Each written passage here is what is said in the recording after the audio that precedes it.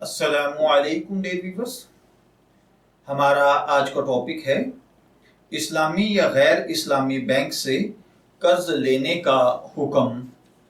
ये एक सवाल है जो कि हमसे जैन अली साहब ने पूछा है। वो कहते हैं कि इस जनाब मुझे ये पूछना है, बैंक से कर्ज लेना जायज़ है कि नहीं। आमतौर पर लोग कहते हैं कि इस्लामिक बैंक से कर्ज लेना जायज़ है।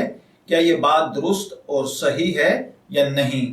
तो देखिए भाइयों और बहनों, याद रखिए कि कन्वेंशनल बैंक से कर्ज लेने की सूरत में सूद का मुआहदा करना पड़ता है और आपको ली गई रकम पर कुछ ना कुछ सूद अदा करना पड़ता है, जो कि कुरान और हदीस की रूह से कतन हराम है।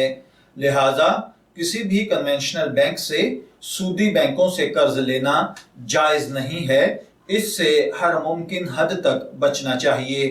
जबकि दूसरी तरफ हमारी मालूमात के मुताबिक इस्लामिक बैंकिंग में इस्लामिक बैंक कर्ज फराहम नहीं करते, बल्कि मतलूबा चीज़ को बतौर मराबहा, इजारा या मुशारका वगैरह के तौर पर शरई तरीका कार इख्तियार करते हुए वो आपको चीज़ फराहम करते हैं, इसलिए कि उनमें मुस्तनद उलमा इकराम और मुफ्तियान कराम की ज़ेर निगरानी ये बैंक अपने मामलात सरअंजाम दे रहे होते हैं, जो कि उमूमन गैर सूदी बैंकों की तरह नहीं होते, बल्कि इस्लामिक बैंकिंग के अंदर इस्लामी कवानीन, असूल व ज़वाबित और फ़िक़ही रिवायात को देखते हुए मामलात तय किए जाते हैं। तो अगर इन चीज़ों को देखा जाए तो गैर सूदी बैंकों के साथ यानी इस्लामिक बैंकिंग करने वाले बैंकों के साथ लेन देन करने की गुंजाइश है, इनसे कर्ज लिया जा सकता है।